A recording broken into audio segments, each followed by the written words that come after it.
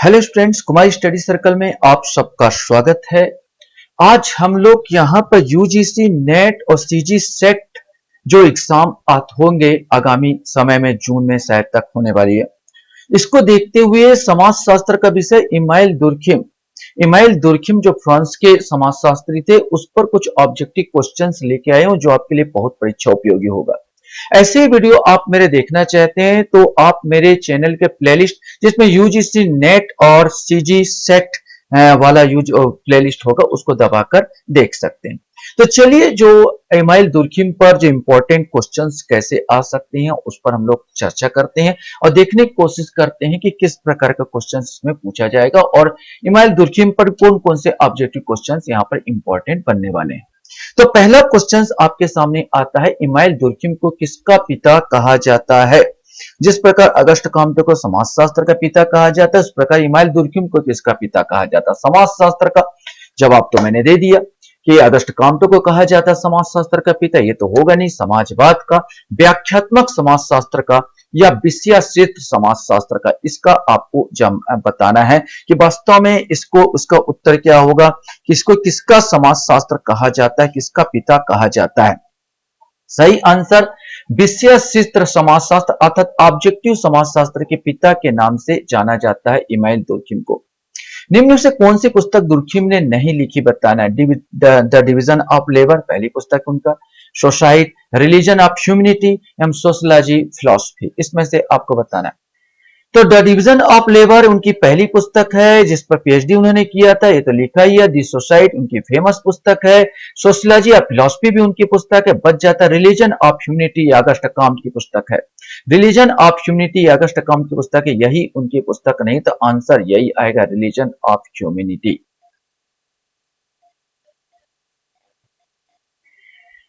Question हमारे सामने आता है, इमाइल दुर्खिम ने वस्तु शब्द को कितने अर्थ में प्रयोग किया है? यह आपको बताना, 4, 5, 6 या 7। तो इमाइल दुर्खिम ने अपनी पुस्तक जो है, जो अपना वो थिंकर था, जो अपना वो बताया है, पद्धति बताई है, जो उसमें the rules of sociological method, rules of sociological method में 4 प्रकार बताए हैं वस्तु के। सामाजिक तत्व एक ऐसी वस्तु है जिसमें कुछ विशेष गुण होते हैं। सामाजिक तत्व एक दूसरा, सामाजिक तत्व एक ऐसी वस्तु है जिसमें केवल अनुभव द्वारा ही जाना जा सकता है। तीसरा, सामाजिक तत्व एक ऐसी वस्तु है जिसका अस्तित्व मनुष्य पर बिल्कुल ही निर्भर नहीं है। और चौथा, सामाजिक तत्व एक ऐसी वस्तु है जिसको केवल बाहरी तौर पर देखकर ही जाना जा सकता है। तो ये सामाजिक तत्व को वस्तु कहते हैं और 4 प्रकार के ये बताते हैं। तो दुर्खिम का जो कितने अर्थों में प्रयोग किया वस्तु को, तो सही अर्थों में आएगा, 4 अर्थों में उन्होंने प्रयोग किया है। दुर्खिम ने सामाजिक तत्व की कौन सी विशेषता बतलाई है? बाह्यता एवं बाध्यता, स्थिरता एवं गतिशीलता, मूर्तता एवं अमूर्तता और उपयुक्त सभी, इसमें से आपको बताना है। दुर्खिम के अनुसार सामाजिक तथ्य माने जो सामाजिक घटनाएं होती हैं उनके विशेष 2 गुण होते हैं, वो है बाह्यता और बाध्यता। अर्थात ये बाह्य है, मतलब बनाता ऐसा कोई नहीं कि मैं पर्टिकुलर नियम बनाया, समाज नियम बनाता है। एक आदमी जरूर नियम बनाता है, जैसे मंदिर जाते हैं, मंदिर में जाने से पहले एक चप्पल उतारना जा रहे हैं, किसने, कोई तो बनाया होगा, स्टार्ट किया होगा। लेकिन जब ये समाज अपना लेता है तो किसी पर्सनल नहीं रह जाता है, बाह्यता हो जाता है, बाह्य। दूसरा बाध्यता, कोई आप नास्तिक है चाहे आस्तिक है, उससे लेना देना नहीं, लेकिन आपको कोई ना कोई तो बाध्य कर रहा है, या आपको बाध्यता होती है। मंदिर में जाएंगे तो जूता पहन के नहीं चढ़ेंगे भाई, आपको जूता उतारना पड़ेगा। एक बात है, एक छोटा सा सामाजिक घटना की बात कर रहा था। तो सामाजिक तथ्य में जो मेन विशेषता होती है बाह्यता और बाध्यता। सामाजिक तथ्य मतलब मैं अपने ढंग से आपको समझाने की कोशिश कर रहा हूं। सामाजिक तथ्य सामाजिक घटनाएं होती है। विवाह पद्धति ही ले लीजिए, एक सामाजिक तथ्य है, समाज विवाह करना। ये 7 फेरे लेने का जो भी नियम है, किसने बनाया? कोई पर्टिकुलर व्यक्ति का नहीं है, ये बाह्यता है, ये बाह्य ढंग से है, माने समाज में ये अपनाया गया बाह्यता होगी। माने आप ऐसे रह तो सकते हैं लिविंग रिलेशनशिप में, लेकिन आज उतना मान्यता नहीं। लेकिन आप अगर शादीशुदा हैं और शादी करके साथ फेरे लेकर करते हैं, तो आप इतने आसानी से एक दूसरे को छोड़ नहीं सकते हो। तलाक तो तक जाएगा तभी आप छोड़ सकते हैं। माने बाध्यता, माने दो चीजें हैं। अगर आपको, वैसे तो समाज बोलता है आपको रहना है, समाज की दृष्टि से बाध्यता करता है कि शादी ब्याह करो। माने कहीं ना कहीं सामाजिक तत्व में बाध्यता है और बाध्यता है, ये दो चीजें यहाँ पर देखने को हमको मिलती है। क्वेश्चन हमारे सामने यहां पर आता, व्याधिकी सामाजिक तथ्य है जो, दुर्खिम के अनुसार ही बताना है, पूरा दुर्खिम का है कि व्याधिकी सामाजिक तथ्य है जो यहाँ समाज में के स्वीकृत प्रतिमानों के अनुरूप होते हैं, व्यापक एवं उपयोगी होते हैं, सीमित पर अनुपयोगी होते हैं, उपरोक्त सभी। व्याधिकी माने रोग, सामाजिक तथ्य अगर जिसमें अगर भ्रष्टाचार है, यहाँ पर श्वेत अपराध है, यहाँ पर वेश्यावृत्ति है, ये सब समाज के रोग हैं, ये सामाजिक व्याधिकी है और सामाजिक व्याधिकी समाज में सीमित और अनुपयोगी होते हैं। क्वेश्चन हमारे सामने यहां पर आता है, किस व्यक्ति ने दुर्खिम को पद्धति का आचार्य कहा है, ये आपको बताना है। रेमंड एरन, ग्रेफ्राइल टाडे, कैटलिन या बेरिस्टेड। सही आंसर कैटलिन ने दुर्खिम को पद्धति का आचार्य कहा। यद्यपि इनके थिंकर का आलोचना भी की है, लेकिन इसके पद्धति का आचार्य करके संबोधित भी किया है। क्वेश्चन हमारे सामने यहां पर आता है, इमाइल दुर्खिम ने सामाजिक तथ्य की अवधारणा अपनी कौन सी पुस्तक में प्रस्तुत की है? The rules of sociological method, the division of labour in society, the society और the elementary forms of religious life. इसमें से आपको बताना है, कोई एक आपको बताना है किसमें इन्होंने इसको दिया है, ये आपको बताना है।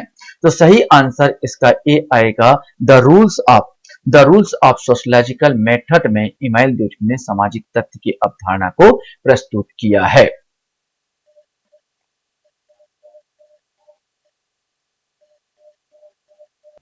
नेक्स्ट क्वेश्चन है, इमाइल दुर्खिम को the division of labour in society पुस्तक लिखने की प्रेरणा कहां से प्राप्त हुई? कार्ल मार्क्स से, चार्ल्स डार्विन से, एडम स्मिथ से या हीगल से? इसमें से आपको बताना है। सही आंसर इसका सी आएगा, एडम स्मिथ। एडम स्मिथ से ये प्रेरणा प्राप्त किए हैं। इस पुस्तक को लिखने की प्रेरणा दुर्खिम को अर्थशास्त्री एडम स्मिथ के विचारों से मिला। एडम स्मिथ ने श्रम विभाजन को आर्थिक घटना के रूप में देखते हुए इसके दो प्रमुख परिणामों, उत्पादन में वृद्धि और वस्तुओं की श्रेणी में श्रेष्ठता का उल्लेख किया है। माने उत्पादन में वृद्धि होगा, एडम स्मिथ कहता है, और वस्तु श्रेष्ठ प्रकार की होगी।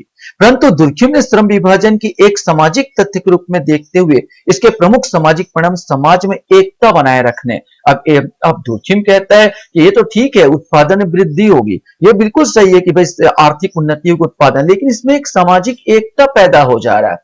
एक श्रमिक एक हो जा रहे हैं, यहां पर श्रमिकों में एकता पैदा हो रहा है। तो एक जो इमाइल दुर्खिम है, इसका सबसे प्रमुख कारण मानते हैं कि भाई सामाजिक एकता का विकास हो रहा है। तो इस ढंग से वे भी सही कहता है कि भाई आर्थिक उन्नति हुई, आपका बिल्कुल सही है, आर्थिक उन्नति हुई है, माल भी अच्छा कंपटीशन होगा तो माल भी उत्पादन होगा। लेकिन आप एक चीज नहीं समझ पाए कि जो आर्थिक उन्नति का सब काम लेबर और लेबर कुली ही एक होंगे, लेबर कुली ही इसको बनाएंगे, तो लेबर कुली में एकता पैदा कर देगा, यह समाज में एकता पैदा कर देगा, जो कि एडम स्मिथ नहीं समझ पाए, जिसको इमाइल दुर्खिम ने समझा।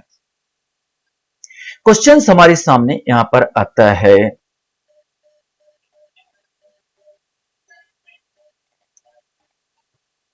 इमाइल दुर्खिम के अनुसार श्रम विभाजन का प्रमुख प्रकार क्या है, ये आपको बताना है। सभ्यता का विकास करना, नवीन समूह का निर्माण और उसकी एकता स्थापित करना, उत्पादन वृद्धि तथा वस्तुओं की श्रेणी में श्रेष्ठता, इनमें से कोई नहीं। तो सही आंसर है नवीन समूह का निर्माण और इसकी एकता में स्थापित करना। बार बार बोला इमाइल दुर्खिम सामाजिक एकता पर ज्यादा बल देता है। आर्थिक उन्नति हो रहा, सभ्यता का विकास हो रहा, एडम स्मिथ के अनुसार बिल्कुल ठीक, उत्पादन वृद्धि हो रहा है, तो हो रहा है, ये गुण कारक है, लेकिन मेन कारक वो बोलता है उसमें जो सबसे महत्वपूर्ण है कि समाज में एकता पैदा हो रही है, नवीन समूह का निर्माण हो रहा है। एक हमने देखा है कि आपने एक मध्यम वर्ग का निर्माण कर दिया, एक और होगा कि जो होता है पूंजीपति वर्ग का निर्माण कर दिया, एक और आपने देखा कि श्रमिक वर्गों का निर्माण कर दिया, श्रमिक वर्गों में एकता ला दिया। तो ये सबसे बड़ा है श्रम विभाजन का एक कार्य, इसमें समाज क्या होता है, एकता के सूत्र में बनता चला जाता है। अब आता है दुर्खिम के अनुसार यांत्रिक एकता किस प्रकार के समाज में पाई जाती है। इमानुएल दुर्खिम ने दो प्रकार की एकता बताई है, एक स्वाभाविक एकता और एक है यांत्रिक एकता। अब आपको बताना है यांत्रिक एकता किस प्रकार के समाज में पाई जाती है, आधुनिक समाज में, आदिम समाज में, उत्तर आधुनिक समाज में या मध्य युगीन समाज में। पहले मैं आपको उत्तर बता दूं, फिर मैं आपको समझा देता हूं कि दुर्खिम के अनुसार यांत्रिक एकता, अगर यांत्रिक एकता की बात किया जाए तो यह आदिम समाजों में पाई जाती है। आप बोलोगे किस प्रकार, तो जिस प्रकार यंत्र, मेरे को गर्मी लग रहा है तो मैं पंखा ऑन करूंगा, स्विच करूंगा, यंत्र के समान। मेरे को ठंडी लग रहा है तो मैं स्वेटर पहनूंगा। ठीक उसी प्रकार आदिम समाजों में मुझे भूख लग रहा है तो मैं शिकार खेलने जाऊंगा, वरना इकट्ठा करके नहीं रखूंगा मैं यहां पर। मैंने जब मुझे भूख लगेगा तो मैं शिकार करने जाऊंगा, अन्यथा नहीं जाऊंगा। जब मुझे कष्ट महसूस होगा तब मैं वो काम करूंगा। जिस प्रकार यंत्र का उपयोग होता है, जब काम होगा तभी मैं यंत्र का उपयोग करूंगा। ठीक उसी प्रकार दुर्खिम कहता है कि आदिम समाजों में यांत्रिक एकता पाई जाती है। ठीक उसी प्रकार दुर्खिम के अनुसार स्वाभाविक एकता किस प्रकार के समाज में पाई जाती है। स्वाभाविक माने ऑर्गेनिज्म, बताया जब यांत्रिक एकता आदिम समाजों में पाई जाती है तो स्वाभाविक एकता किसमें पाई जाएगी, तो स्वाभाविक एकता आधुनिक समाजों में पाई जाती है। स्वाभाविक माने ऑर्गेनिज्म, माने हमारा जैसा शरीर है। मैं आंखें देख रहा है तो मैं चल रहा हूं, माने आंखें का जो मनुष्य का आंख का जिस प्रकार स्वाभाविक है, आंख का देख रहा है तो मैं अच्छे से चल पा रहा हूं, वरना मेरा चलना भी क्या हो जाएगा, दुभर हो जाएगा। यहां पर रीढ़ की हड्डी स्थिर है तो मेरा पूरा शरीर स्थिर है। मैं सुन रहा हूं तो मैं बोल रहा हूं, मैं बोल रहा हूं तो मैं सुन रहा हूं। यहां पर तो हर चीज एक, ऐसा नहीं कि एक चीज होगा तो मेरा प्रभाव नहीं पड़ेगा। ठीक उसी प्रकार आधुनिक समाज स्वावयव के समान है, माने एक काम जो होता है स्वावयवी एकता, जिस प्रकार स्वावयव में एकता होती है उस प्रकार आधुनिक समाज में श्रम विभाजन एक दूसरे पर डिपेंड, ये आधुनिक समाज की विशेषता होती है। तो स्वावयवी एकता कहां पाई जाएगी, तो आधुनिक समाज में पाई जाएगी। इसके बाद आता है आपके सामने इमानुएल दुर्खिम के अनुसार प्रतिकारी कानून किस प्रकार के समाज में पाया जाता है। जिस प्रकार यांत्रिक एकता स्वाभाविक एकता होता है, इसी प्रकार यहां पर दो प्रकार के कानून आ जाते हैं। एक हो जाता है दमनकारी कानून और एक होता है प्रतिकारी कानून। तो ये बोलता है प्रतिकारी कानून किस प्रकार का समाज में पाया जाता है, यांत्रिक एकता वाले समाज में, स्वाभाविक एकता वाले समाज में, दोनों में, उपरोक्त में से कोई नहीं। दुर्खिम कहता है, इमानुएल दुर्खिम कहता है कि जो प्रतिकारी कानून होता है और स्वाभाविक एकता वाले समाज में माने आधुनिक समाज में पाया जाता है, जबकि दमनकारी जो कानून पाया जाता है वह यांत्रिक एकता माने आदिम समाजों में, आदिम समाजों में दमन करो, दमनकारी होता है। और प्रतिकारी कानून होता है प्रत्येक के लिए एक, माने प्रत्येक अगर गलत काम करते हो तभी आपको प्रतिकार का मिलेगा। आपको प्रतिकारी कानून का देखना, गलत काम नहीं करोगे तो काहे का कानून आपको बाध्य करेगा। दमन नहीं करना है आपको, प्रतिकारी कानून में उसके आपको रोकना है उसको वहां पर। यह स्वाभाविक एकता या आधुनिक समाज में इस प्रकार का प्रतिकारी कानून पाया जाता है। क्वेश्चन हमारे सामने आता है यहां पर कि इमानुएल दुर्खिम के अनुसार श्रम विभाजन का क्या कारण है। जनसंख्या के आकार और घनत्व में वृद्धि, सामूहिक चेतना का उत्तरोत्तर ह्रास, पैतृकता का घटता प्रभाव, उपरोक्त सभी। इसमें से आपको बताना है कि भाई इमानुएल दुर्खिम श्रम विभाजन का क्या कारण है। सही आंसर आज हम देखते हैं तो उपरोक्त सभी आ जाएगा। श्रम विभाजन का जनसंख्या आकार और घनत्व में वृद्धि हो रही तो जरूरत पड़ेगी ना भाई लोगों का। पहले एक वैद्य हुआ करता था, एक डॉक्टर हुआ करता था और डॉक्टर सब एमडी पूरा काम करता था। लेकिन जैसे जैसे जनसंख्या, आंख का डॉक्टर अलग, गला का डॉक्टर अलग, कान का डॉक्टर अलग, नाक का डॉक्टर अलग, हार्ट का डॉक्टर अलग, सबका श्रम विभाजन हो गया। एक डॉक्टरी कर रहा है तो कोई मोटरसाइकिल चला रहा है, कोई बिजनेस में लगा हो, कोई शिक्षक हो, सबने बांट लिया। इस श्रम विभाजन पाया जा रहा है। इसमें सामूहिक चेतना कहां, सामूहिक चेतना को उत्तरोत्तर ह्रास भी हो रहा है। इसमें हम देखते हैं कि परिवारवाद खत्म होता चला जा रहा है, क्योंकि मेरे को श्रम विभाजन से वो जरूरत, परिवार की जरूरत नहीं है मेरे को, वो श्रम विभाजन मेरा पूर्ति कर दे रहा है, मेरे किसी की जरूरत नहीं। इसलिए सामूहिक चेतना को उत्तरोत्तर ह्रास भी होता चला जाता है। पैतृकता का सिंपल सा पैतृकता घटता प्रभाव भी हो जाता है। इसमें पैतृकता भी घटता चला जाता है, परिवारवाद घटता चला जाता है, जन्मजात सिद्धांत घटता चला जाता है, क्योंकि मेरे को ये जो होता है सेकेंडरी ऑप्शन मेरे को मिल जा रहा है। दूसरा जो है समिति, जो समाजजनक समिति दूसरा समिति मेरे कार्य को पूरा कर दे रहा है, तो पैतृकता कभी घटता तो उपरोक्त सभी इसमें आ जाएंगे। इसके बाद आपका आंसर आता है दुर्खिम के अनुसार निम्न में से श्रम विभाजन कौन सा परिणाम नहीं है? तो यह है प्रकार्यात्मक स्वतंत्रता, विशेषीकरण, सभ्यता का विनाश और सामाजिक प्रगति। तो आप लगा सकते हैं आसानी से, सभ्यता का विनाश नहीं हो रहा भाई, सभ्यता का उत्थान इसमें हो रहा है। क्वेश्चन हमारे सामने यहां पर आता है दुर्खिम के अनुसार मालिक मजदूर में संघर्ष, हड़ताल, क्रांति आदि श्रम विभाजन के असामान्य स्वरूप में किस प्रकार का उदाहरण है? इसमें आपको बताना है आदर्शहीन श्रम विभाजन, बलात् श्रम विभाजन, व्यक्तिगत कार्य की अपर्याप्तता, उपरोक्त सभी। जो दुर्खिम के अनुसार मालिक मजदूर में जो आज संघर्ष हो रहा, हड़ताल हो, क्रांति हो रहा, ये आदर्शहीन श्रम विभाजन का ही परिणाम है। अगर आदर्श वाला श्रम विभाजन होता तो ये देखने को ही नहीं मिलता। आदर्शहीन श्रम विभाजन है, इसीलिए मालिक मजदूर संघर्ष, हड़ताल, क्रांति ये हमको देखने को मिलते हैं।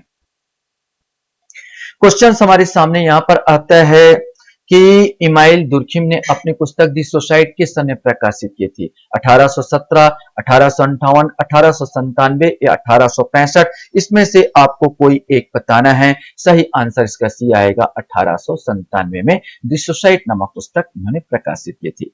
इमाइल दुर्खिम के अनुसार आत्महत्या एक व्यक्तिगत तथ्य है, आत्महत्या एक सामाजिक तथ्य है, आत्महत्या मनोवैज्ञानिक तथ्य है, आत्महत्या एक प्राकृतिक तथ्य है।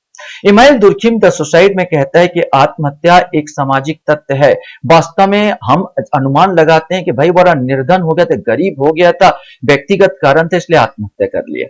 कोई कहता है कि वो उसको प्रेम में था, प्रेम में दगा मिला इसलिए आत्महत्या कर ले, व्यक्तिगत कारण मान लेते हैं, या आत्महत्या का मनोवैज्ञानिक कारण मान लेते हैं। लेकिन दुर्खिम कहता नहीं, उसके पीछे कहीं ना कहीं समाज का कारण है। कहीं ना कहीं आप अगर आगे जाओगे तो समाज उसको बाध्य करता है, समाज उसको धोखा मिलता है। अगर एक व्यक्ति से सिंपल सा एक लड़का और एक लड़की, मम्मी ने कहा इस लड़की से शादी मत करना, और पापा ने कहा इस लड़की से शादी मत करना, तो अब ये लड़का क्या करता, लड़का लड़की दोनों शादी कर लेते हैं। अब इन पर आर्थिक संकट आ गई, तो भाई जब बड़े लोग रोके थे कि भाई मत करना, तो आपने क्या किया, अहम में आके आपने क्या कर दिया, शादी ब्याह कर लिया। अब जब समूह की जरूरत हुई, जब आपकी आर्थिक तंगी आई, तो आप किस मुंह से, क्योंकि आपने तो उनको ठुकरा दिया, किस मुंह से मम्मी पापा के पास फिर जाओगे? तो समाज से तो आप कट हो गए ना, समाज ने तो आपको काट दिया, अब मरो अपना। बस ये कहता है कि वास्तव में अगर समाज इसको स्वीकार कर लेता तो ये आत्महत्या नहीं करते, आर्थिक तंगी में आत्महत्या नहीं करते। हम जरूर, हमको नजर आता है कि आर्थिक तंगी में आत्महत्या की, लेकिन वास्तव में देखोगे समाज ने इन दोनों को स्वीकार नहीं किया। अरे शादी किसी से भी करे, जाति बंधन पे करे, शादी करना था, लड़की से ही शादी होता है, लड़के से शादी होता है। यहाँ पर अगर माता पिता दोनों का स्वीकार कर लेते तो आत्महत्या क्यों करते? आज बोल रहे हो निर्धनता, आज हो कहते आर्थिक तंगी। आर्थिक तंगी नहीं साहब, ये वास्तव में समाज है जो दुर्खिम कहना चाहता है।